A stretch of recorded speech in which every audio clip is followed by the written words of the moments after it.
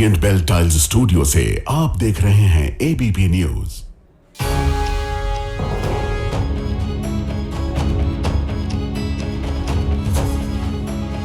नमस्कार, मैं हूं प्रतिमा मिश्रा। आज दिन की बड़ी खबरों के साथ आइए शुरू करते हैं भारत की बात। शुरुआत उन खबरों से जिन पर विस्तार से करेंगे चर्चा। शंकराचार्य विवाद ने सीएम योगी को जाति धर्म के चक्रव्यूह में फंसा दिया है। अलंकार अग्निहोत्री के बाद अयोध्या के जीएसटी कमिश्नर ने इस्तीफा क्यों दिया है, इसका विश्लेषण आपके लिए होगा। केदारनाथ, बद्रीनाथ समेत 4 धाम में गैर हिंदुओं की एंट्री बैन करने की बात हो रही है। अगर ऐसा हुआ तो क्या गुरुद्वारा और चर्च में हिंदुओं को प्रवेश निषेध कर दिया जाएगा, ये भी हम आपको बताएंगे। ठाणे में एक पुल के डिजाइन पर सवाल खड़े हो गए हैं। ये पुल ऊपर से देखने में बोतल जैसा लगता है। सिस्टम के इस लापरवाह पुल की पोल आज हम खोलने वाले हैं। और हर दिन की तरह रात 8:30 बजे आप मेरे साथ देखेंगे स्पेशल रिपोर्ट, बर्फ अटैक के बीच एक बेजुबान की कहानी। तो आइए शुरुआत करते हैं और आज सबसे पहले बात धर्म जाति के चक्रव्यूह में फंसे सीएम योगी आदित्यनाथ की करें। 2027 के चुनाव से पहले योगी सरकार चौतरफा संकट पे घिरी नजर आ रही। धर्म के मोर्चे पर 10 दिन से जारी शंकराचार्य अविमुक्तेश्वरानंद का जो धरना है वो सरकार की मुश्किलों को बढ़ा रहा है। दूसरी तरफ जाति के मोर्चे पर ब्राह्मण समुदाय से आने वाले बरेली के निलंबित सिटी मजिस्ट्रेट अलंकार अग्निहोत्री ने प्रशासन और सरकार के खिलाफ मोर्चा खोल दिया है। जाति की इस लड़ाई में यूजीसी के नए नियम भी बीजेपी सरकार के लिए मुसीबत बनकर आए हैं। इसके अलावा फिर ये सवाल उठना तेज हो गया है कि क्या ब्राह्मण यूपी की योगी सरकार से नाराज चल रहा है, क्योंकि यूपी में ब्राह्मण समाज के लोग योगी सरकार के खिलाफ सड़कों पर उतर आए हैं। ब्राह्मण विरोध को नई चिंगारी बरेली के सिटी मजिस्ट्रेट अलंकार अग्निहोत्री के इस्तीफे या निलंबन से मिली है। अलंकार अग्निहोत्री योगी सरकार को ब्राह्मण विरोधी बता रहे हैं। यूपी में ब्राह्मणों पर अत्याचार होने का आरोप लगा रहे हैं। अलंकार अग्निहोत्री योगी सरकार के खिलाफ ब्राह्मण विरोध का नया चेहरा बनते नजर आ रहा है। हाउस अरेस्ट कर लिया गया है क्योंकि मैंने बोला था कि मैं जिलाधिकारी महोदय से भी वार्ता करूंगा जाके कि किसने ऐसा बोला था कि पंडित पागल हो गया, उनको किसने फोन कॉल किया था। तो चाहे यूजीसी के नए नियम हो, शंकराचार्य के अपमान का मसला हो या बरेली के सिटी मजिस्ट्रेट अलंकार अग्निहोत्री का इस्तीफा निलंबन, सबके केंद्र में बस एक ही सवाल है। सवाल ये है कि क्या ब्राह्मणों के बीच योगी सरकार के खिलाफ नाराजगी बढ़ रही है। वही ब्राह्मण जो बीजेपी के कोर वोटर माने जाते हैं, अब उसी समुदाय के लोग योगी सरकार के खिलाफ नारे लगा रहे हैं, बीजेपी सरकार की नीतियों का विरोध कर रहे हैं। जिंदाबाद जिंदाबाद, हम तुम्हारे साथ हैं, हम तुम्हारे साथ हैं। जिंदाबाद जिंदाबाद जिंदाबाद।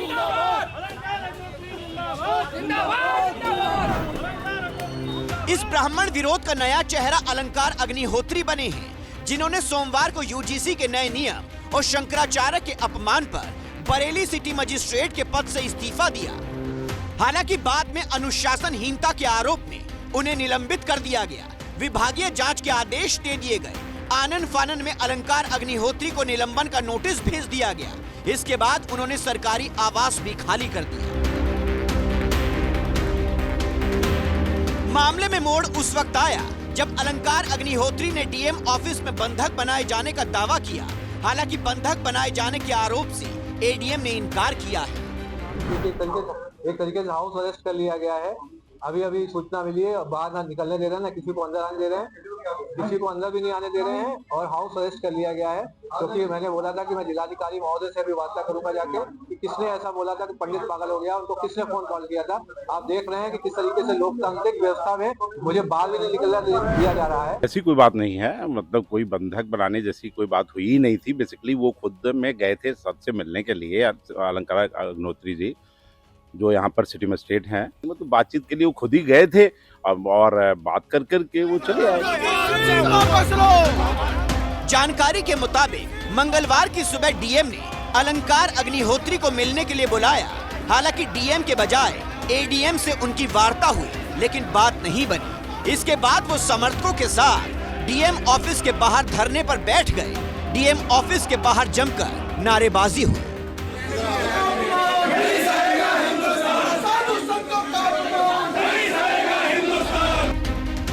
अलंकार अग्निहोत्री उत्तर प्रदेश में संवैधानिक संकट की बात कहकर राष्ट्रपति शासन की मांग कर रही हैं। ब्राह्मण समाज के समर्थन की बात कह रही हैं। लोकतंत्र विफल हो चुका है। समाज का जो आपसे जो सपोर्ट था इस सिस्टम से, इस सरकार उत्तर प्रदेश सरकार से, वो हट चुका है। ये सब डरे हुए हैं, इन्हें पता है इनका जनाधार खत्म हो चुका है। अधिकारियों की, राजपत्रित अधिकारी और जो सिविल सर्वेंट्स हैं, उनकी भी अपनी एक मर्यादा है और उस मर्यादा की सीमाएं हैं। उस मर्यादा की सीमा को लांघता है वो कहीं न कहीं अनुशासन तोड़ता है। और मुझे लगता है कि सरकार ने जो जांच बैठाया है उसके बाद चीज़ें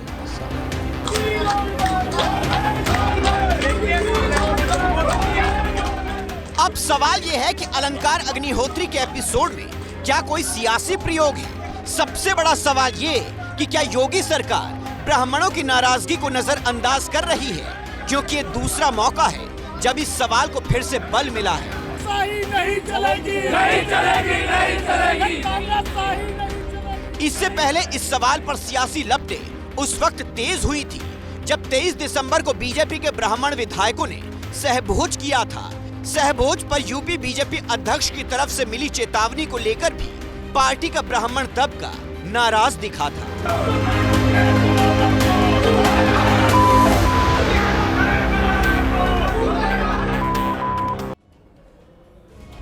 अब इस मामले में एक और नया ट्विस्ट आ गया है। धर्म जाति की इस लड़ाई में यूपी की अफसरशाही भी बट गई है। अफसरशाही के बीच ब्राह्मण वर्सेस क्षत्रिय वाला एक नया मोर्चा खुल गया है। अलंकार अग्निहोत्री ने योगी सरकार से नाराजगी को लेकर पद छोड़ा था, बाद में उनका निलंबन हो गया। अब अयोध्या में जीएसटी के डिप्टी कमिश्नर प्रशांत कुमार सिंह ने सीएम योगी के समर्थन में पद से इस्तीफा दे दिया है। प्रशांत कुमार सिंह ने कहा है कि शंकराचार्य ने सीएम योगी के खिलाफ अभद्र टिप्पणी की थी, वो इससे आहत हुए हैं और अपमान बर्दाश्त नहीं कर पाने की वजह से इस्तीफा दे रहे हैं। प्रशांत कुमार सिंह ने इस्तीफा देने के बाद पत्नी को फोन किया।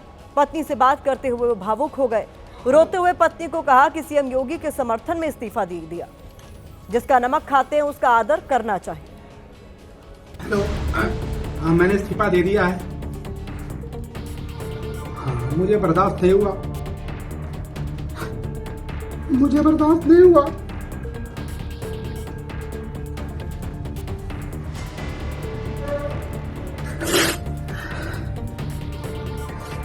जिसका नमक खाते हैं उसका इलाज अदा करना चाहिए, मुझे बर्दाश्त नहीं हुआ।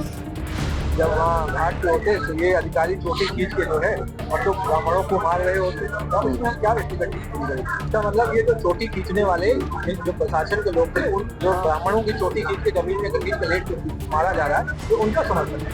हम कहते हैं कि अगर ये असली इस्तीफा है तो चाटुकारिता करने के, चापलूसी करने के इल्जाम में उसका इस्तीफा तत्काल आदित्यनाथ जी स्वीकार करके दिखाएं, तब हम लोग समझें। प्रशांत कुमार सिंह के इस्तीफे से फिर ये सवाल उठ रहा है कि क्या ये इस्तीफा भी किसी सियासी प्रयोग का हिस्सा है, क्योंकि जब अलंकार अग्निहोत्री ने इस्तीफा दिया था तब ये अटकलें लग रही थी कि वो समाजवादी पार्टी में शामिल होंगे। हालांकि अलंकार अग्निहोत्री ने ऐसी किसी भी बात से पूरी तरह से इनकार किया है। हाँ मैंने इस्तीफा दे दिया है। जिसका नमक खाते हैं उसका इलाज अदा करना चाहिए, मुझे बर्दाश्त नहीं हुआ। इस तरीके के जो लोकतंत्र का आनंद किया जा रहा है उत्तर प्रदेश सरकार में, संवैधानिक व्यवस्था जो यहाँ विफल हो चुकी है। सवाल ये है कि सीएम योगी आदित्यनाथ अब किसे साधेंगे? वो ब्राह्मण वर्सेस क्षत्रिय की इस लड़ाई को कैसे सुलझाएंगे? क्योंकि सीएम योगी या बीजेपी दोनों के लिए ये दोनों समुदाय जरूरी भी है और मजबूरी भी। उत्तर प्रदेश में ब्राह्मण 8 से 10% है, राजपूत 5 से 6% है। 2022 में बीजेपी को 89% ब्राह्मणों का वोट मिला, जबकि राजपूत या ठाकुर वर्ग का 87% वोट बीजेपी के खाते में क्रेडिट हुआ। अब जो दोनों समुदाय मिलकर बीजेपी को सत्ता के सिंहासन तक पहुंचाते रहे हैं, शंकराचार्य विवाद पर उन दोनों के बीच ही मतभेद की तलवारें खिंचती नजर आ रही है। इस बीच अलंकार अग्निहोत्री को लेकर दावा हुआ है कि वो समाजवादी पार्टी में शामिल होंगे, हालांकि उन्होंने इसे खारिज कर दिया। जिनके पास अकूट संपत्ति होती है और वो सरकारी नौकरी छोड़ के किसी बहाने से और वो फिर उस मैदान में हीरो की तरह अपने को पेश करके प्रस्तुत होना चाहते हैं। रिजाइन देते ही आप माता प्रसाद पांडे के संपर्क में हो गए। कल आप अखिलेश यादव जी से मिलेंगे। ये क्या है? राजनीति न करने जा रहे हैं? नहीं, सोशल मीडिया में तो आप खुद भी चला सकते हैं ना, उस पर क्या करें। गौर करने वाली बात यह है कि सीएम योगी बटेंगे तो कटेंगे का नारा देते हैं, हिंदुओं को जाति में ना बंटने का संदेश देते हैं, लेकिन मौजूदा स्थिति ये है कि वो अपने वोट बैंक को जातियों में बंटने से नहीं रोक पा रही हैं। उधर विपक्ष आरोप लगा रहा है कि सरकार ने लोगों को बांटने का काम किया है। तो अब इन्होंने यूजीसी लाकर अब हिंदुओं को ही बांटने का काम किया है। जो हिंदू वाली सरकार बनती थी, बटोगे तो कटोगे, अच्छे दिन आने वाले हैं, ये करके पूरी तरीके से समाज को बांटने का काम कर रहे हैं। पर समाज समझ चुका है अब कोई बटेगा नहीं। परिवारवादी और जातिवादी ताकतें फिर से सिर उठा करके अव्यवस्था पैदा करने का प्रयास करेंगे, क्योंकि उनके आका भी उनको पीछे से धकेलते होंगे कि वे पैसा लिए हो तो कुछ तो उपद्रव करो। तो 27 के रण से पहले यूपी की सियासी लड़ाई पूरी तरह से जाति धर्म के पिच पर शिफ्ट होती हुई नजर आ रही है। जो लोग विरोध कर रहे हैं वो एंटी ओबीसी, एंटी दलित, एंटी माइनॉरिटी, एंटी ईडब्ल्यूएस है। सवाल वही है कि जाति धर्म के इस चक्रव्यूह से सीएम योगी आखिर बाहर कैसे निकलेंगे।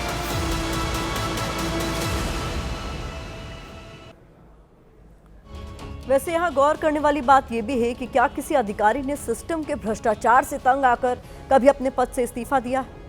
सोचिएगा। हमारी दूसरी खबर करोड़ों हिंदुओं की आस्था से जुड़ी है। इस खबर के केंद्र में बद्रीनाथ केदारनाथ धाम है। बद्रीनाथ केदारनाथ मंदिर समिति यानी BKTC ने कहा है कि अब बद्रीनाथ केदारनाथ समिति के अधीन आने वाले 50 से ज्यादा मंदिरों में गैर हिंदुओं की एंट्री पर रोक लगाई जाएगी। ऐसा होने पर उत्तराखंड के प्राचीन मंदिरों में केवल हिंदू श्रद्धालुओं की ही एंट्री मिल सकेगी, यानी गैर हिंदुओं की एंट्री पर बैन लग जाएगा। गैर हिंदुओं को हम अभी तक मुसलमान ही मानते आ रहे हैं, लेकिन ऐसा नहीं है। गैर हिंदुओं का मतलब यहाँ है सिख, ईसाई, जैन, बौद्ध, पारसी या जो दूसरे धर्म के लोग हैं वो भी। अगर ऐसा होता है तो फिर ना उत्तराखंड के प्राचीन मंदिरों में सिखों की एंट्री होगी, ना ईसाई, बौद्ध और जैन धर्म के लोग यहाँ आ सकेंगे। हो सकता है मंदिरों के सामने एक बोर्ड भी टांग दिया जाए जिस पर लिखा हो गैर हिंदुओं की एंट्री पर बैन है। अब बद्रीनाथ केदारनाथ मंदिर समिति के इस प्रस्ताव पर एक नई बहस छिड़ गई है।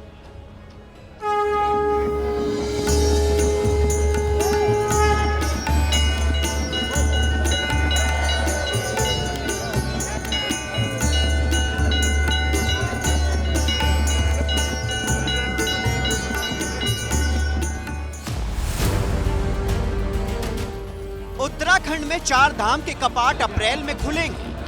फिर से लाखों भक्त प्राचीन मंदिरों में दर्शन करेंगे, लेकिन उससे पहले ही बद्रीनाथ केदारनाथ मंदिर समिति अपने अधीन आने वाले मंदिरों में गैर हिंदुओं की एंट्री पर बैन का खाका खींच रही है।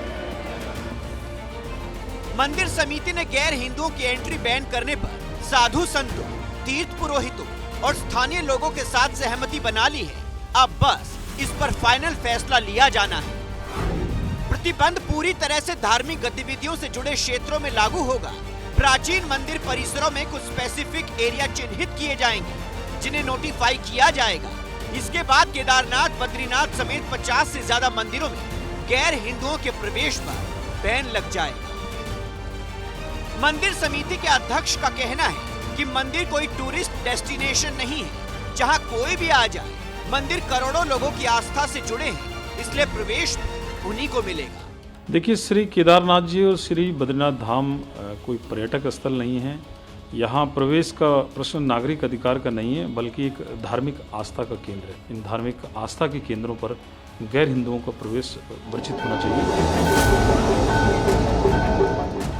मंदिर समिति कह रही है कि गैर हिंदुओं के प्रवेश पर रोक की व्यवस्था तो आदि शंकराचार्य के समय से ही चली आ रही है, लेकिन पिछले कुछ समय से यह परंपरा टूटी है, जिसे एक बार फिर से अपनाया जा रहा है।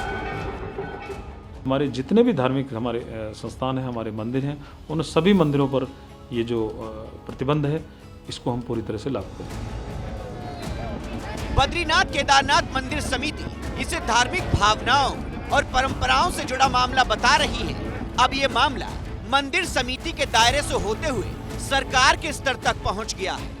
सभी हमारे जो धार्मिक संगठनों के लोग हैं वही उसका संचालन करते हैं। हमने कहा है कि उनका मत होगा, उसके अनुसार ही सरकार आगे बढ़ेगी। इन स्थानों के पहले समय में कुछ कानून भी बने हुए हैं, हम उन कानूनों का भी अध्ययन कर रहे हैं। केदारनाथ बद्रीनाथ में गैर हिंदुओं को एंट्री मिलेगी या नहीं, इस पर अभी फाइनल फैसला होना है। लेकिन गंगोत्री धाम में फाइनल फैसला हो भी चुका है, जहां गैर हिंदुओं की एंट्री बैन कर दी गई है।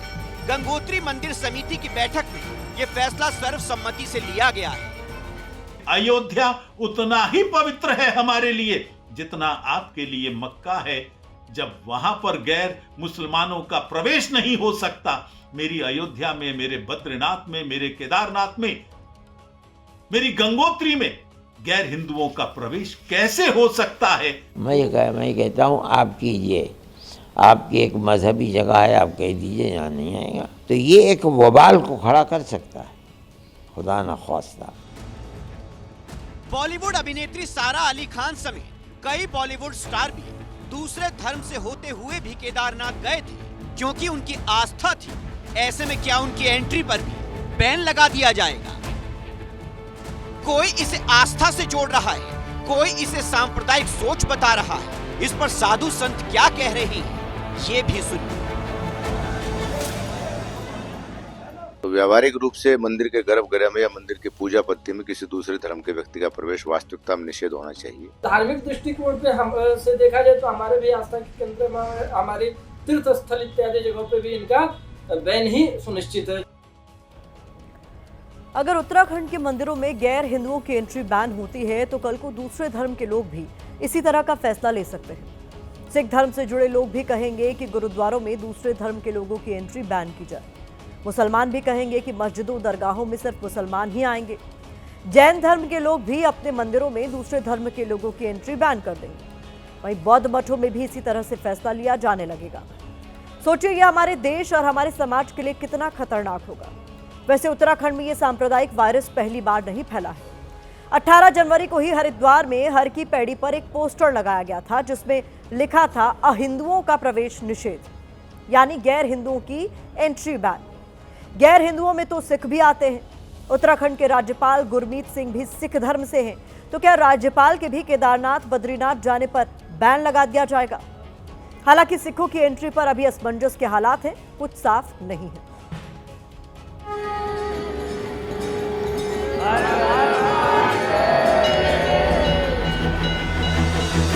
वो जो है वो पूजा के स्थल है, पर्यटन के स्थल नहीं है। तो वो वहाँ पर पर्यटन के लिए जाना चाहते हैं या पूजा करने के लिए जाना चाहते हैं? और ये तो नफरत का एजेंडा चला रहे हैं। इन्होंने तो हर चीज के ऊपर नफरत फैलानी है कि आप एक कम्युनल माहौल बना दें कि साहब यहाँ पे मुसलमान नहीं आएंगे, सिख नहीं आएंगे, जैन नहीं आएंगे। हिंदुस्तान का संविधान तो ये नहीं कहता। कोई भी धार्मिक स्थल पे उस वहाँ की कमेटी का बहुत बड़ा असर होता है। जिसको चाहे वो वहाँ जा सकता है, नहीं जा सकता है, ये उनके क्षेत्राधिकार की बात। जो लोग उत्तराखंड के मंदिरों में गैर हिंदुओं की एंट्री पर प्रतिबंध लगाने का सपना देख रहे हैं, आज उन्हें हम भी कुछ दिखाना चाहते हैं। ओमान की सुल्तान काबूस ग्रैंड मस्जिद को लाखों लोग देखने जाते हैं। इस मस्जिद में हर धर्म के लोग जा सकते हैं, कोई रोक टोक यहाँ नहीं है। मिस्र की मोहम्मद अली मस्जिद के दरवाजे भी साल के 365 दिन हर धर्म के लोगों के लिए खुले रहते हैं। वेटिकन सिटी आप जानते होंगे कैथोलिक ईसाई धर्म का केंद्र है, लेकिन यहाँ कभी किसी के आने जाने पर रोक की बात नहीं उठी। हर धर्म के लोग यहाँ जा सकते हैं। विश्व का सबसे बड़ा बौद्ध मठ तवांग मठ है। तवांग मठ अरुणाचल प्रदेश में मौजूद है। सभी धर्मों के लाखों लोग इस मठ को देखने जाते हैं। लेकिन हमारे यहाँ कभी कुंभ में, कभी हरिद्वार में और अब उत्तराखंड के मंदिरों में गैर हिंदुओं के प्रवेश पर बैन की बात की जा रही है। रुक करते हमारी तीसरी खबर का, जिसके केंद्र में ठाणे का बोतल जैसा ब्रिज है, जो आज सोशल मीडिया पर काफी वायरल है। भोपाल के उस फ्लाईओवर को आप भूले नहीं होंगे जब इंजीनियर्स ने कमाल करते हुए 90 डिग्री टर्न वाला ओवरब्रिज बनाया था। अब ऐसा ही कारनामा ठाणे के इंजीनियर्स ने कर दिया है। फ्लाईओवर 90 डिग्री तो नहीं है, लेकिन बॉटलनेक जरूर है।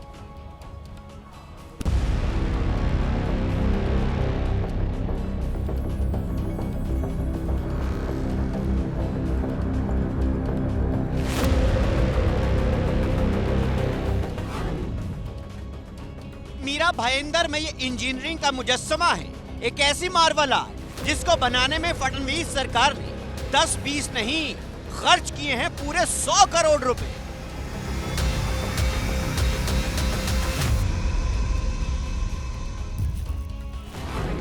फ्लाईओवर बनकर तैयार है, उद्घाटन का रिबन कटने वाला है। हो सकता है रिबन काटने वाले का नाम भी तय हो गया हो, लेकिन इसे बनाने वाले ये तय नहीं कर पाए कि ट्रैफिक को निकालेंगे कैसे। ऐसा लग रहा है जैसे फ्लाईओवर कम और गली ज्यादा हो। मैं उस फ्लाईओवर के यहाँ पे हूँ। आप देख सकते हैं कि ये 4 लेन का फ्लाईओवर है, जो अचानक बॉटलनेक देखा जाए तो उसका 2 लेन में बदल गया है। फ्लाईओवर को बनाने वाले इंजीनियर्स का दिमाग इतनी तेजी से चला कि एक अलग ही इबारत लिख दी। पहले 4 लेन का फ्लाईओवर बनाया, जी तोड़ मेहनत की, और फिर इसी फ्लाईओवर को 2 लेन में कन्वर्ट कर कलम तोड़ दी। फ्लाईओवर जिस तरह से बना है उससे मौत की गारंटी 1001% है। 1001% आप देखते रहेंगे, यहाँ पे कोई भी प्लानिंग नहीं है, यहाँ पे प्लानिंग नहीं है, यहाँ पे कोई भी हिसाब से, मतलब इधर जो गाड़ी जो जोर से आएंगे ना, यहाँ पे जोर से आने के बाद यहाँ पे बॉटलनेक होता है। ये बहुत बड़ा दुर्घटना की स्पॉट बनने वाला है। इसी फ्लाईओवर पर आज एबीपी न्यूज भी पहुंचा था। हमने भी इस मार्बल आर्ट को अपने कैमरे में कैद किया। जो बातें अभी तक सोशल मीडिया पर थी वो यहाँ 100% सच साबित हुई।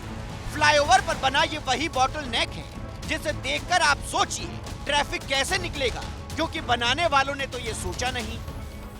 ब्रिज तो बहुत अच्छा बना है, पर यहाँ पे जो बॉटलनेक किया हुआ है सबसे खतरनाक है, क्योंकि यहाँ पे आने वाले जितनी स्पीड में आएंगे तो यहाँ पे आके टकराएंगे। बॉटलनेक वाले फ्लाईओवर पर आज कांग्रेस ने भी अपनी सियासी गाड़ी दौड़ा दी। कांग्रेस ने एक्स पोस्ट करते हुए लिखा, महाराष्ट्र में इंजीनियरिंग का चमत्कार, एक 4 लेन ब्रिज अचानक से 2 लेन में बदल गया। जनता परेशान हो या हादसे में जान गंवाए, सरकार को रत्ती भर फर्क नहीं पड़ रहा है। ये कारनामा 100 करोड़ रुपए में हुआ है। 100 करोड़ में बॉटलनेक बनाकर लोगों की जान जोखिम में डाल दी गई है।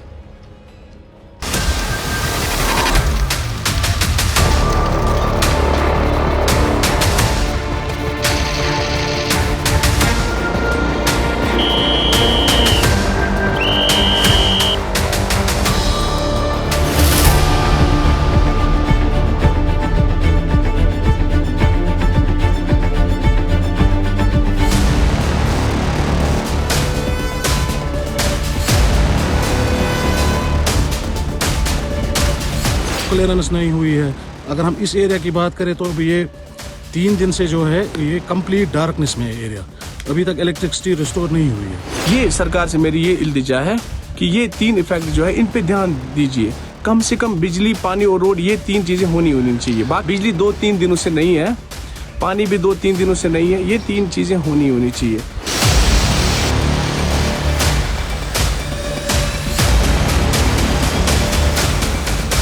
श्रीनगर में इस समय बर्फ़ गिर रही है और तकरीबन 1.5 इंच के करीब जो बर्फ़ है वो ज़मीन पर बिछ गई है और लगातार आसमान से बर्फ़ भी गिर रही है। जम्मू श्रीनगर राष्ट्रीय राजमार्ग को एक बार फिर से यातायात के लिए बंद कर दिया गया है, जबकि हवाई सेवाएं भी बाधित हो गई है। आज सुबह चलने वाली 9 फ्लाइट्स को फिलहाल स्थगित कर दिया गया है। बर्फ अटैक, ये नाम इसलिए क्योंकि 3 महीने के सूखे के बाद जब बर्फबारी का दौर शुरू हुआ तो लोग खुश तो जरूर हुए, लेकिन रिकॉर्ड तोड़ बर्फबारी अपने साथ मुसीबतों का पहाड़ भी लेकर आई। आपने खुद सुना कि कैसे जम्मू कश्मीर के बारामूला से लेकर कुलगाम तक 3-3 दिन से बिजली नहीं है। दूर दराज के गांवों का मुख्य सड़क और अस्पताल तक पहुंच पाना नामुमकिन हो गया है। कल रात से एक बार फिर भारी बर्फबारी की शुरुआत हो गई है और कश्मीर घाटी से लेकर हिमाचल प्रदेश तक हिमपात हो रहा है। जम्मू श्रीनगर नेशनल हाईवे को बंद कर दिया गया है और आज श्रीनगर के लिए तमाम उड़ानों को रद्द कर दिया गया है। लोगों की शिकायत है कि जितने सख्त मिजाज मौसम के दिखाई दे रहे हैं, उतनी दुरुस्त तैयारी प्रशासन की तरफ से नहीं की गई है। सोच कर देखिए, पहले दौर की बर्फबारी ने पहले ही मुसीबत भारी कर रखी है और अब दूसरे राउंड की स्नो अटैक से क्या हाल होगा। बर्फ के बाद पसरी आफत की हर तस्वीर हम आपको आगे दिखाएंगे, लेकिन शुरुआत हिमाचल के चंबा से आई उस तस्वीर से जिसे देखकर आप भावुक हो जाएंगे। एक ऐसी कहानी जो बेजुबान की वफादारी की सबसे बड़ी मिसाल बनकर सामने आई है।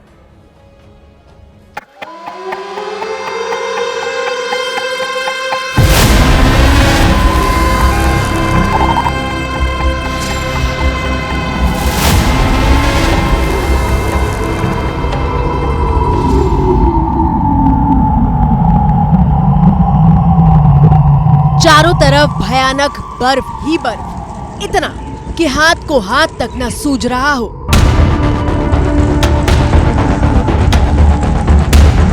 तमाम लोगों से गुजारिश की जाती है, आप अपने अपने घरों में रहिए जब तक न ट्रैफिक पुलिस की तरफ से आप लोगों को ग्रीन सिग्नल मिलेगा।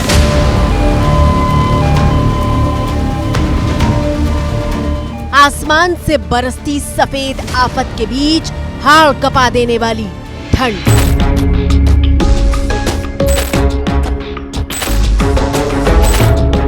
सवाल ये है कि क्या आप ऐसी कपकपाती ठंड के बीच बिना किसी छत, बिना किसी सहारे के 4 दिन तक रह सकते हैं? गिरते तापमान के बीच जब हर सांस भारी लग रही हो, तब क्या इंसान से लेकर जानवर तक ऐसी भीषण परिस्थितियों में 4 दिन तक बिना अन्न का दाना खाए रह सकता है? जाहिर तौर पर आपका जवाब नहीं है। लेकिन हिमाचल प्रदेश के चंबा जिले से आई इस तस्वीर ने पूरे देश को हैरान कर दिया है।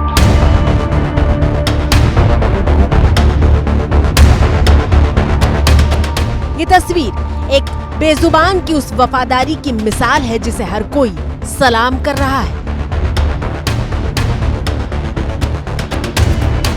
4 दिन तक कई फीट बर्फ के बीच ये पालतू जानवर भूखा प्यासा अपने मालिक के शव की रखवाली करता रहा। 4 दिन तक विकसित राणा का पालतू पिटबुल प्रजाति का यह वफादार कुत्ता अपनी जगह से इंच भर भी नहीं हिला।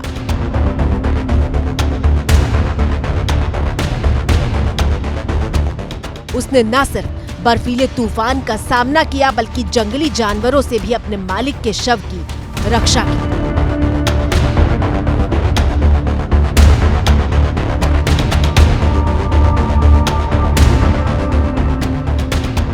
दिल दहला देने वाली इस कहानी की शुरुआत 22 जनवरी को हुई थी, जब हिमाचल प्रदेश के चंबा जिले में आने वाले भरमौर में 19 साल के विकसित राणा और पीयूष भरमाड़ी माता के मंदिर गए थे। काफी बढ़िया लोकेशन है वो सामने भरमाड़ी माता, तो हमने जैसे आपको बताया आप बिल्कुल वैसे करके यहाँ पे आ सकते हैं और यहाँ पे व्यू का एंजॉय कर सकते हैं। दरअसल विकसित डिजिटल क्रिएटर थे और उनके इंस्टाग्राम पेज पर मौजूद तमाम वीडियो इस बात की गवाही देते हैं कि पहाड़ पर वो अलग अलग जगहों के वीडियो बनाते रहते थे।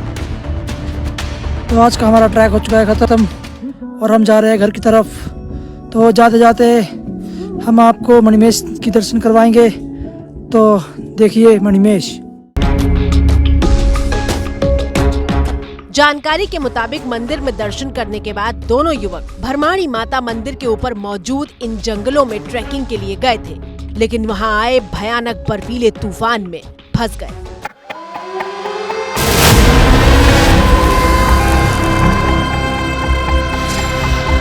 परसों रात से भरमौर में 2 युवा जो हैं वो भरमानी माता के ऊपर किसी जंगल में गए थे और वहाँ पे वो मिसिंग है।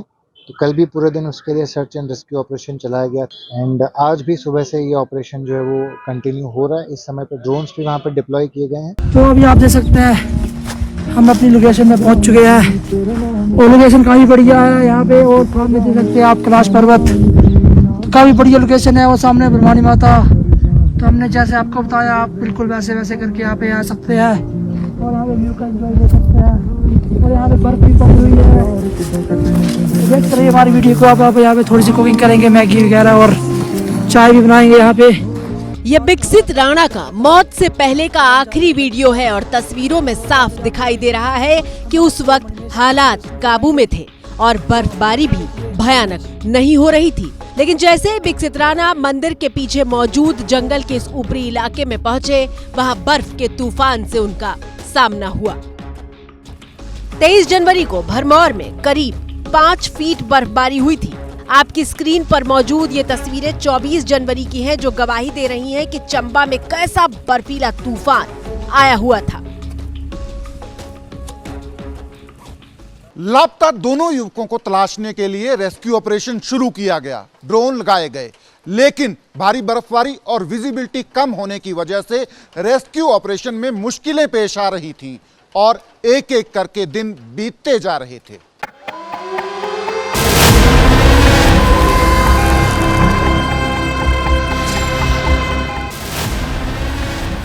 लेकिन सोचिए, इतने मुश्किल हालात में जब जिंदा रहना भी एक चुनौती बन जाए, तब इस बेजुबान ने अपने मालिक का साथ नहीं छोड़ा। वो 4 दिन तक रात के घुप अंधेरे में भी शव के पास ही मौजूद रहा और फिर पूरे 4 दिन बाद रेस्क्यू टीम भरमौर में विकसित राणा और उसके मामा के बेटे के शव को बरामद कर पाई। अभी हम भवानी माता से ऊपर सर्च करने के लिए जा रहे हैं। देख सकते हो किस तरह से रास्ता बना के जाना पड़ रहा है। यहाँ से काफी ज्यादा बर्फ जो है वो यहाँ पे गिरी हुई है। जब रेस्क्यू टीम शव के पास पहुंची थी तो शुरुआत में कुत्ता बेहद आक्रामक हो गया था, लेकिन उसे जब इस बात का भरोसा हुआ कि लोग मदद के लिए आए हैं, तब उसने अपने मालिक के शव को हाथ लगाने दिया। सोमवार को जब रेस्क्यू टीम बर्फ को चीरती हुई शवों के पास पहुंची थी तो बेजुबान की वफादारी को देखकर उनकी आंखें भी भर आई थी। ये उसी पिटबुल प्रजाति का डॉग है जिसे काफी आक्रामक यानी अग्रेसिव बताया जाता है, लेकिन देखिए जो कहा जाता है उससे बिल्कुल उलट। बेजुबान ने अपनी जान दांव पर लगाई और अपने मालिक का साथ अंत तक नहीं छोड़ा। चंबा की भावुक कर देने वाली ये कहानी उस वक्त की है जब हिमाचल प्रदेश ने सीजन की पहली बर्फबारी देखी थी, जब पहाड़ सूखे हुए थे, जमीन बारिश और बर्फ के लिए तरस रही थी। लेकिन इस बार जब पहले ही हिमाचल प्रदेश का कोना कोना बर्फ से पटा हुआ है, तब एक बार फिर से भारी बर्फबारी का दौर शुरू हो चुका है। कल ही भारत की बात में हमने आपको दिखाया था कि कैसे मनाली घूमने पहुंचे हजारों पर्यटक 2-2 दिन से रास्तों में फंसे हुए थे और अब राउंड 2 का ये स्नो अटैक मुश्किलों को और भी बढ़ा सकता है। एबीपी न्यूज संवाददाता सचिन कुमार सीधे ग्राउंड जीरो से बता रहे हैं बर्फबारी के बाद ताजा हालात कैसे हैं।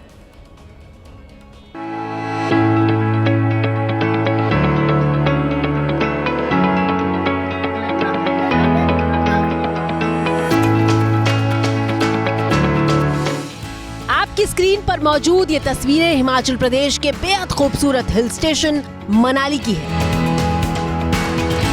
जहां बिछी बर्फ की सफेद चादर आंखों को सुकून पहुंचा रही है।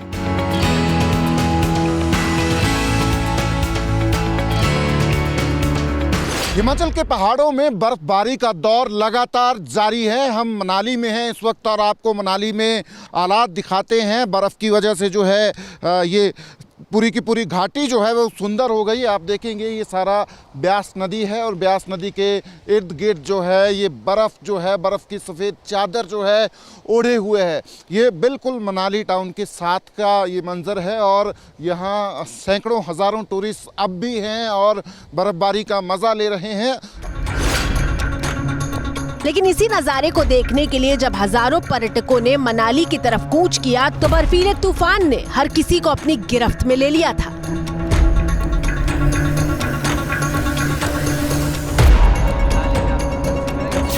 मनाली का रास्ता पूरे 3 दिन बाद खुल तो जरूर गया है, लेकिन मुंबई से मनाली घूमने पहुंचा परिवार बता रहा है कि कैसे 10-10 किलोमीटर का सफर 7 घंटे में तय किया। मनाली से वो मॉल रोड तक आने के लिए जो कि है 10 किलोमीटर्स, तो उसमें हमें लगभग 6 से 7 घंटे लगे, जो कि 10 किलोमीटर का ट्रैफिक कवर करने के लिए। जाके आए ऊपर सोलंग वैली, क्योंकि उधर तो 4x4 जाना नहीं फिलहाल तो नहीं। कर रहे हैं फिलहाल 4x4 वाले जो है ना, जो कि 2 से 3 हज़ार रुपये लेते हैं, जो कि 2 से 3 किलोमीटर का, लेकिन अभी उनको पता है कि इनके पास ऑप्शन नहीं है तो वो भी अभी ओवर चार्ज कर रहे हैं, जो कि लगभग 10 से 15 हज़ार रुपये ले रहे हैं। पर्यटकों की शिकायत है कि बर्फबारी से बने मुश्किल हालात में मदद की बजाय मजबूरी का फायदा उठाने वाले घूम रहे हैं, जो होटल का किराया भी ज्यादा वसूल रहे हैं और गाड़ी का 2 गुना भाड़ा भी। ट्रैवल में बहुत दिक्कत हो गई। फर्स्ट ऑफ ऑल कहीं पे वॉशरूम की सुविधा नहीं थी। सेकंड, हम जब ट्रैफिक से आ रहे थे तो पीछे से जो लोकल पब्लिक है, लोकल कार्स है, वो पीछे से आके उनको ओवरटेक करके जा रही थी। पुलिस कहीं पे भी अवेलेबल नहीं थी, भले रात का टाइम है, कोई भी पुलिस नहीं थी। मौके पर मौजूद एबीपी न्यूज संवाददाता सचिन कुमार दिखा रहे हैं कि कैसे मनाली में बहने वाली ब्यास नदी की धारा पर भी बर्फ का कब्जा हो गया है। ये दरअसल मनाली से कुछ किलोमीटर आगे की तस्वीरें हैं। यहाँ ये ब्यास नदी है, आप देखेंगे कितना छोटी ये नज़र आ रही है ब्यास नदी, और इसके जितना भी ये रिवर बेड है उस पर बर्फ़ ही बर्फ़ नज़र आ रही है। बहुत ही खूबसूरत ये नज़ारा है। यहाँ पे सफ़ेद चादर जो है इस जो ब्यास नदी का जितना रिवर बेड है उसने ओढ़ रखी है। तमाम चारों तरफ जो है सफ़ेदी ही सफ़ेदी बर्फ़ की नज़र आ रही है। हिमाचल प्रदेश के बाद आपको सीधे लिए चलते हैं जम्मू कश्मीर, जहां रिकॉर्ड तोड़ बर्फबारी ने घाटी को सफेद कर दिया है।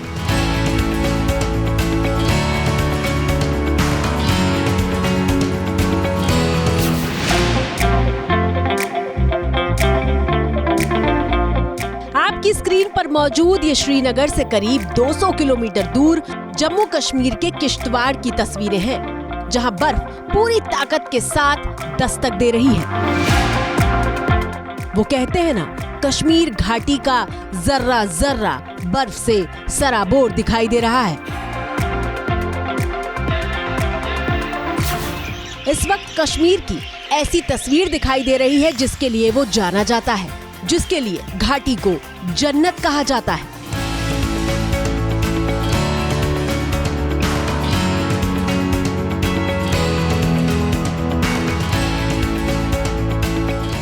लेकिन ये बर्फ अकेले नहीं आई है, खुशियों और खूबसूरती के साथ मुसीबतों का ढेर भी लाई है।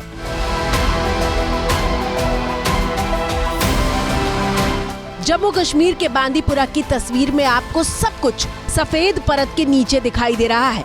लोग घरों के भीतर दुबके हुए हैं, लेकिन मुश्किल ये है कि इन घरों में 3-3 दिन से बिजली नहीं है।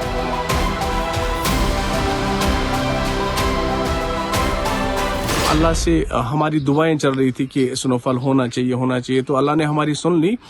तो इससे बहुत फायदा, कम से कम फ्रूट ग्रोवर्स को बहुत अच्छा फायदा मिलेगा।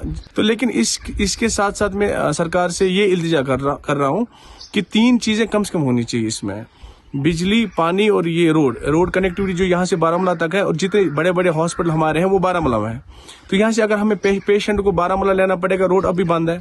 आज पूरे दिन कश्मीर घाटी में इसी तरीके से भारी बर्फबारी का सिलसिला जारी रहेगा, जिसके चलते दूर दराज के इलाकों में, खासतौर पर जो पहाड़ी इलाके 2500 मीटर की ऊंचाई वाले हैं, वहां पे एवलांच का खतरा बढ़ गया है। इसीलिए एवलांच अलर्ट भी जारी कर दिया गया है। दिक्कतें सिर्फ पानी, सड़क और बिजली की नहीं, बल्कि बर्फीले तूफान की भी है, जो भारी बर्फबारी के बीच दस्तक दे रहा है।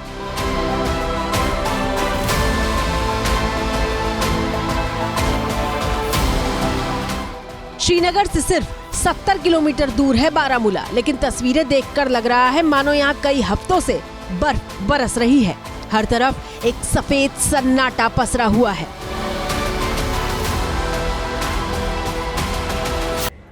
बर्फ अटैक ये नाम हमने इसलिए दिया क्योंकि बर्फ से निपटने और लोगों को परेशानी ना हो, इसके लिए प्रशासन की तमाम जो इंतजाम है वो बौने साबित हो रहा है। और दोहरी मुसीबत यह है कि आज ही जम्मू कश्मीर प्रशासन ने करीब 10 जिलों के लिए एवलांच की चेतावनी जारी की है। एवलांच यानी वो बर्फीला तूफान जिसकी चपेट में आने के बाद बचना नामुमकिन हो जाता है। लोगों को ऊंचाई वाले और मौसम के लिहाज से संवेदनशील इलाकों पर जाने से बचने की सलाह दी गई।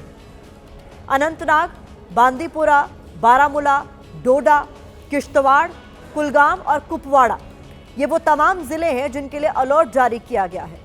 और यही वो नाम है जहां भारी बर्फबारी की तस्वीरें अभी अभी हमने आपको दिखाई। और अब आपको सीधे लिए चलते हैं श्रीनगर, जहां सिर्फ आज यानी एक दिन के भीतर 50 से ज्यादा उड़ानों को रद्द किया जा चुका है। और श्रीनगर से जम्मू को जोड़ने वाला नेशनल हाईवे वो भी बर्फ की वजह से एकदम बाधित हो चुका है, यानी वहां पर बर्फ का कर्फ्यू लगा हुआ है।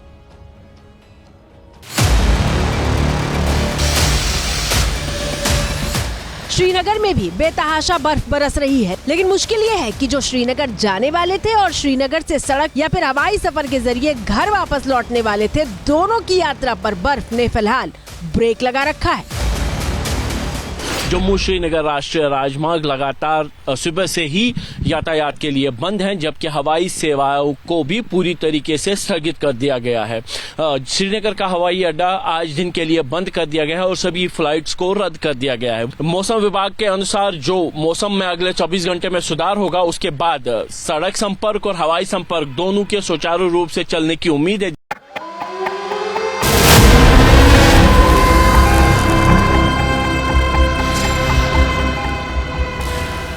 श्रीनगर समेत पूरे जम्मू कश्मीर में बर्फ कितनी भारी है ये आप देख रहे हैं और मौसम विभाग के मुताबिक बुधवार तक आसमान से ऐसे ही बर्फ बरसती रहेगी। मौसम विभाग की तरफ से जो भविष्यवाणी की गई है उसके अनुसार अगले 24 घंटे तक फिलहाल ऐसे ही बर्फबारी का सिलसिला पूरी कश्मीर घाटी में रहेगा, जिसके चलते पहाड़ी इलाकों में भारी से बहुत भारी बर्फबारी का अनुमान किया गया है, जबकि मैदानी इलाकों में हल्के या मध्यम श्रेणी की बर्फबारी की भविष्यवाणी की गई है। आपकी स्क्रीन पर मौजूद ये अगली तस्वीर जम्मू कश्मीर के काजीगुंड की है, जहां बर्फ ऐसे बरसी है मानो ये काजीगुंड नहीं रूस का काम चटका हो। बर्फ ने इंतजार कराया और अब ऐसे आई है कि कोई कसर ही नहीं छोड़ना चाहती, लेकिन इसकी कीमत वो लोग सबसे ज्यादा चुका रहे हैं जो रास्तों में अटके हैं, और कब तक अटके रहेंगे इसका जवाब देने वाला कोई नहीं है। ड्राई फ्रूट भरा हुआ गाड़ी में, खासकर अखरोट की गिरी, वो यहाँ पे अगर ज्यादा देर हम रुक जाएंगे वो खराब भी हो सकता है, उसमें लॉस हो जाता है व्यापारियों का भी। तो हम यही गुजारिश करते हैं कि हमें बिना वजह यहाँ पे कल रोक दिया सुबह के 9 बजे से रात के 8 बजे तक, यही हम सुनते रहे कि अभी छोड़ेंगे, 10 मिनट के बाद, 20 मिनट के बाद, आधे घंटे के बाद, अभी तक कोई फिलहाल हमारे लिए कोई बंदा नहीं आया। हिमाचल प्रदेश के शिमला में आज शाम से बर्फबारी की शुरुआत एक बार फिर से हो गई। तस्वीरें देखिए, बर्फबारी की रफ्तार बता रही है कि मौसम का मूड क्या है, और सिर्फ हिमाचल प्रदेश ही क्यों, उत्तराखंड के चमोली से आई ताजा तस्वीर देखिए। सब कुछ सफेद हो चुका है।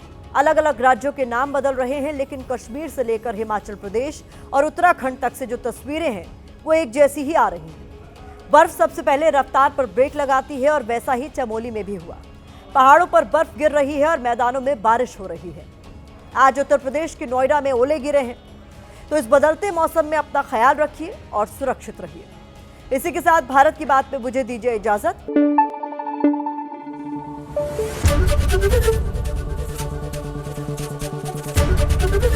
ABP न्यूज आपको रखे आगे।